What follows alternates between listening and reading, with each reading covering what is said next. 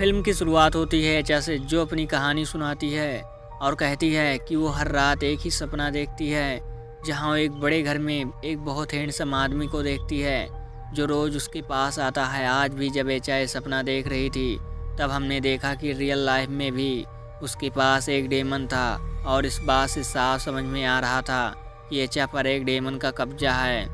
देर रात में जब उसका हस्बैंड घर आता है और एचा की आंख खुलती है, तब उसे काफ़ी अच्छा लग रहा था, लेकिन उसे गुस्सा भी आ रहा था कि रोज़ रोज़ उसका हस्बैंड बहुत लेट घर आता है। एचा अपने हस्बैंड से कहती है कि सब चीज़ें सही जगह पर रखो, और वो रख भी देता है, लेकिन हम देखते हैं कि एक डेमोनिक हाथ वो सारी चीज़ें इधर उधर फेंक देता है ताकि एचा को गुस्सा आए। इस तरह एचा और उसके हस्बैंड के बीच झगड़ा शुरू हो जाता है, और उसका हस्बैंड बिना खाए वहाँ से गुस्से से चला जाता है। अगले दिन एचा ऑफिस जाकर अपनी फ्रेंड को अपनी ये टेंशन बताती है कि उसे लगता है उसका हस्बैंड बदल गया है, वो पहले की तरह उसे अटेंशन नहीं देता।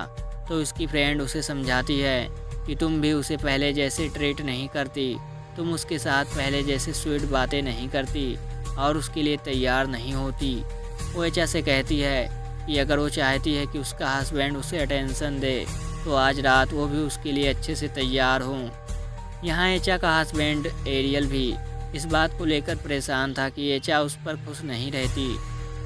वो ये बात अपने सीनियर को बताता है, और उसका सीनियर भी उसे यही सलाह देता है कि जाओ और एचा से अच्छे से बात करो। आज रात जब एरियल घर आता है, एचा बहुत अच्छे से तैयार होती है, वो उससे प्यार से बातें करती है, और आज का दिन उनका अच्छा गुजरता है। एचा जैसे चाहती थी एरियल उसे प्यार करे, एरियल उसे प्यार करता है, लेकिन इसी बीच हम उस डेमन को भी उनके साथ देखते हैं। खैर, जब एचा सो जाती है, सपने में वो फिर उसी हैंडसम आदमी को देखती है, और आज वो हैंडसम आदमी गुस्से में होता है। वो कहता है कि तुम मेरे कैद से बाहर नहीं जा सकती। ये सुनकर डर के मारे एचा की आंख खुल जाती है। सपने में उस आदमी ने उसके पेट पर एक फूल भी रखा था। एचा जब डर के मारे उठती है तो वो देखती है कि वो फूल उसके बेड पर पड़ा है, और वहाँ उसका हस्बैंड भी नहीं है। एचा नीचे जाकर देखती है कि एरियल उसके लिए ब्रेकफास्ट तैयार कर चुका था।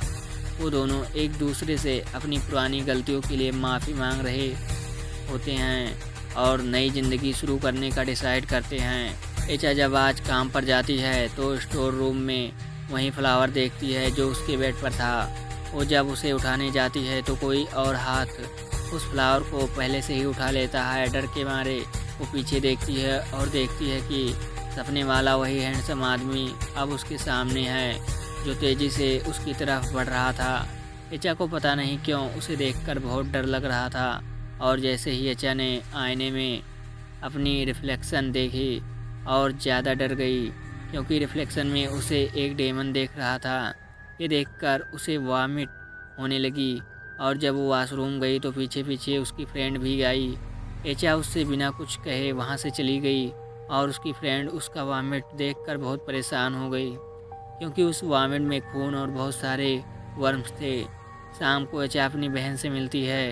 इनकी बातचीत से हमें पता चलता है कि एचा बच्चों से बहुत प्यार करती है, लेकिन पूरी तरह से स्वस्थ होने के बावजूद अब तक उनके कोई संतान नहीं हुई, और डॉक्टर उसे कुछ दवाइयाँ भी दे रहे थे। एचा अब एरियल से अपनी दवाइयों लाने के लिए कहती है। जैसे ही एरियल को एचा का मैसेज मिलता है, वह उसे एक खाली बिल्डिंग में देखता है।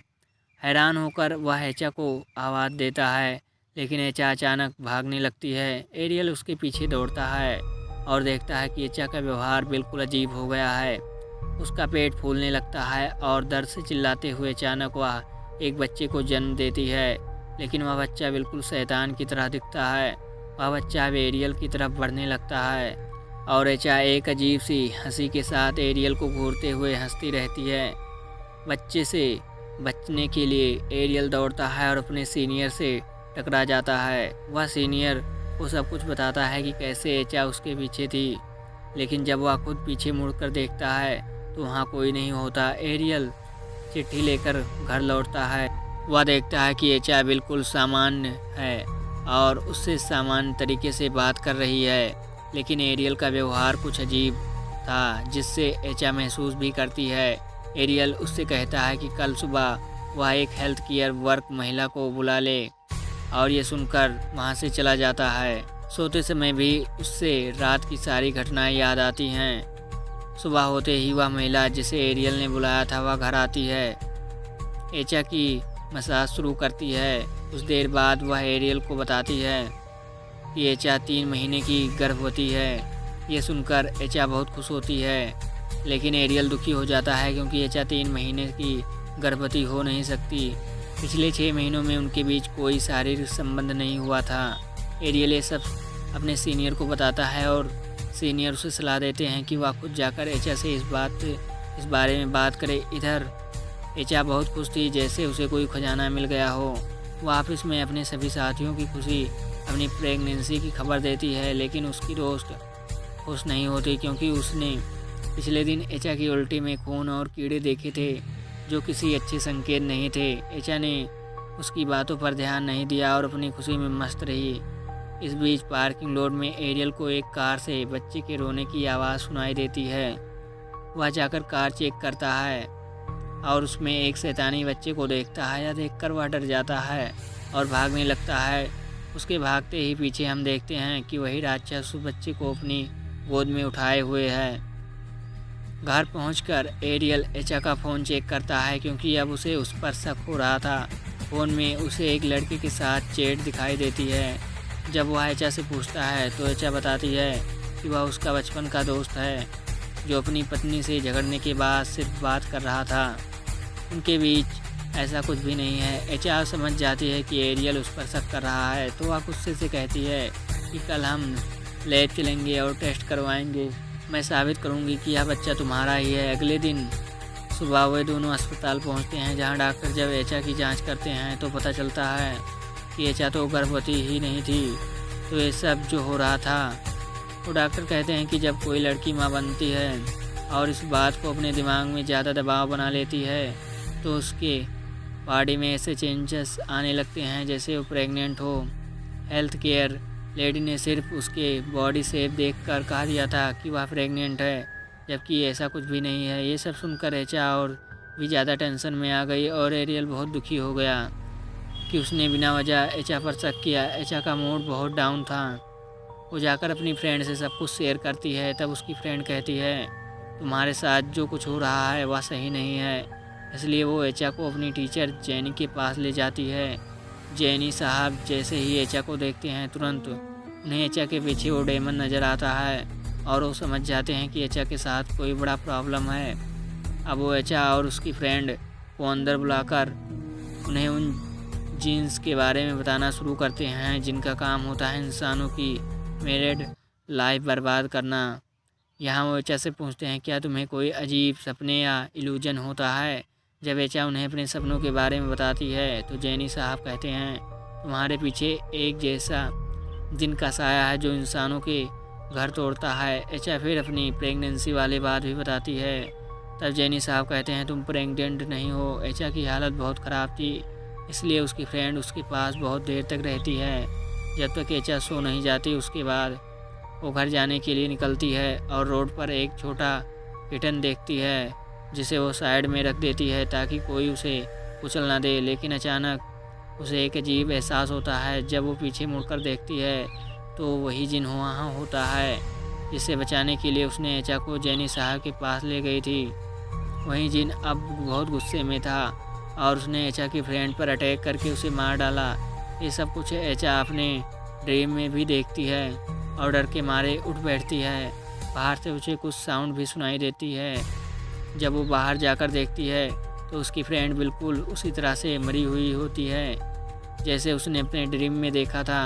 अपनी फ्रेंड की डेथ के ने एचा को तोड़ दिया था। उसे गिल्ट होने लगा कि उसकी वजह से उसकी फ्रेंड मारी गई।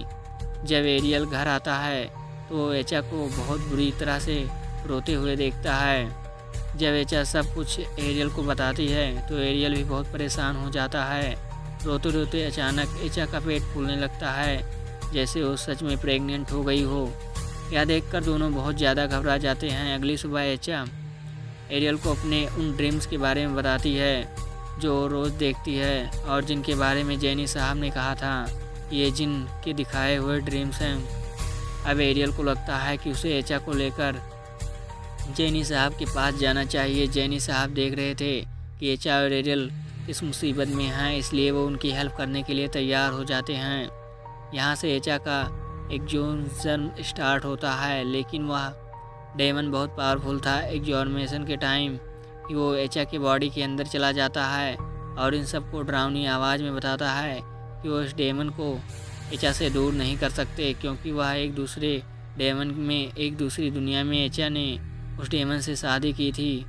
उसके बाद वो डेमन एचा के बॉडी से बाहर चला जाता है और उस टाइम एचा को बहुत ज़्यादा दर्द होता है। जेनी साहब एरियल से कहते हैं कि जिन ऐसे ही कपल्स की लाइफ ख़राब करता है और इससे छुटकारा पाना बहुत ज़रूरी है। इसके लिए वो उन्हें कुछ बातें बताते हैं जो उन्हें रोज़ पढ़ने होते हैं। वो 14 दिन तक उन वर्ड्स को पढ़ते रहते हैं और सच कहें तो उनकी लाइफ पहले से बहुत ज़्यादा नॉर्मल हो जाती है और ड्रीम आना भी बंद हो जाता है। लेकिन एक दिन एरियल एचा से कहता है कि उसे एक काम के लिए बाहर जाना होगा।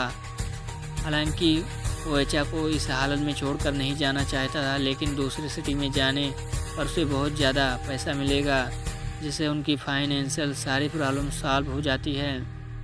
एचा एरियल से कहती है तुम जाओ, मैं अपनी केयर खुद रखूँगी। उसका हस्बैंड जाने के बाद रात में एचा वर्ष पढ़ कर सो जाती है, लेकिन आज हम उसके रूम में अजीब देखते हैं, मतलब वो जिन वापस आ चुका था। सुबह जब एचा ऑफिस जाती है तब उसे एम्प्लॉयज़ की आंखें बदल जाती है। वो डरावने चेहरे के साथ एचा की तरफ बढ़ते हैं और सब अजीब आवाज़ में कहते रहते हैं एचा तुम मुझे छोड़कर नहीं जा सकती। ये सब देखकर एचा बहुत डर जाती है और रात में अपनी बहन को घर बुला लेती है। ये सारी बात एचा एरियल को बता चुकी थी कि उसके साथ ये सब हुआ है। अब एरियल एचा की बहन को कॉल करता है और कहता है कि कुछ भी हो तुम एचा को सोने मत देना, क्योंकि पहले से भी ऐसा हुआ था कि उसकी फ्रेंड उसे जेनी साहब के पास ले गई थी। जब एचा के सो जाने के बाद उस जिन ने एचा की फ्रेंड को मार दिया था और अब अगर एचा फिर से सो गई तो जिन ज़रूर ही दोनों पर अटैक कर सकता है और एचा की बहन वहीं बेहोश हो जाती है। कुछ देर बाद जब एचा की आँख खुलती है तब उसका पेट फिर से फूल जाता है और उसे बहुत दर्द हो रहा था। ये देखकर उसे गुस्सा आने लगता है और वो नीचे जाने लगती है। उसे सीढ़ियों के पास बैठे अपनी बहन नहीं दिखती। जब वो बेहोश थी एचा एक हैंगर लेकर अपने अंदर से उस बच्चे को निकालने की कोशिश करती है, लेकिन वह नाकाम होती है। जब एरियल वहां पहुंचता है तब एचा की हालत बहुत ख़राब थी। वो एचा की बहन को होश में लाता है और फिर उसके साथ एचा को लेकर जल्दी से जेनी साहब के घर जाता है, जहां जेनी साहब और बहुत से लोग बुलाते हैं और एचा का एग्ज़ाम शुरू हो जाता है। वहाँ बहुत लोग प्रेयर्स कर पढ़ रहे थे। दूसरी तरफ एचा के ड्रीम्स में हम और एक वर्ल्ड देख रहे थे, जीन्स का वर्ल्ड। उस दिन के वर्ल्ड में उन लोगों की पढ़ी हुई प्रेयर्स उनकी कानों में जा रही थी और उन प्रेयर्स के साथ जाना चाह रही थी। उस वर्ल्ड में बाहर निकलना चाहती थी, लेकिन वो जिन आकर उससे कहता है तुम मेरे वर्ल्ड से नहीं जा सकती। एचा उसे देखकर डर के मारे इधर उधर भागने लगती है और उसके भागने से वो जिन गुस्सा हो जाता है और अचानक एचा के पास आकर उसे पीछे से पकड़ लेता है। जैसे वो जिन के वर्ल्ड में उसे पकड़ता हो वैसे ही असली वर्ल्ड में एचा बुरी तरह से बेजेस्ट होकर बेटे से उठ जाती है और उसका पेट भी हवा में उठ जाता है। ये लोग अपनी प्रेयर्स को ज़ोर ज़ोर से पढ़ने लगते हैं। वो जिन आकर जेनी साहब को भी डराने की कोशिश करता है, लेकिन जेनी साहब नहीं डरते। इस तरह अब उस जिन को भी तकलीफ़ होने लगती है और वो एचा पर अपना कंट्रोल काम कर देता है। तब एरियल उसके कान में वो वर्ड पढ़ना शुरू करता है और इस तरह एचा अपने ड्रीम में देखती है कि एरियल उसे कह रहा है कि मुझे तुम्हारी ज़रूरत है, तुम मेरी वर्ल्ड में वापस आओ। और उधर जीन्स के वर्ल्ड में एचा अपनी पूरी ताकत लगा देती है। उस जीन्स अपनी जान बचाने के लिए जीन्स के वर्ल्ड में उसके कानों में इन सब लोगों की पढ़ी हुई प्रेयर्स अभी भी सुनाई दे रही थी, जो खुद भी वहाँ पढ़ना शुरू कर देती है। तब उस जिन का वर्ल्ड डिस्ट्रॉय होना शुरू हो जाता है और यहाँ असली वर्ल्ड में हम देखते हैं कि एचा का पोजीशन टूट जाता है और वो फाइनली जेनी साहब का एग्जाम्स काम कर जाता है और एचा उस जिन से आज़ाद हो जाती है। एचा अब उस जिन के कैद से पूरी तरह से फ्री थी। एरियल और उसकी बहन ये देखकर बहुत खुश होते हैं कहानी के एंड में हमें 6 साल बाद का टाइम दिखाया जाता है, जहां अवेचा के 2 बच्चे भी हो चुके थे। उनकी लाइफ अब नॉर्मल थी। हम देखते हैं जब अवेचा के बच्चे बाहर खेल रहे होते हैं, अवेचा की बहन उन्हें अंदर बुलाने के लिए जाती है और हम घर के बाहर उस शैतान को देखते हैं जो इस वक्त इंसानी चेहरे में था। और अवेचा की बहन को भी वो बहुत अजीब लगता है। मतलब ये दिखाया जा रहा है कि जिन अवेचा पर पूरी तरह से तो काबू नहीं पा सका, लेकिन उससे बहुत दूर भी नहीं गया। मूवी के एंड में हमें वो असली लड़की भी दिखाई जाती है जिस पर ये मूवी बनी थी। यानी ये मूवी एक ट्रू स्टोरी थी और उस लड़की का इंटरव्यू दिखाते हुए मूवी यहीं पर ख़त्म हो जाती है। तो फ्रेंड्स, आपको यह वीडियो कैसी लगी हमें कमेंट करके ज़रूर बताएं। मिलते हैं फिर किसी नेक्स्ट वीडियो में। Take care.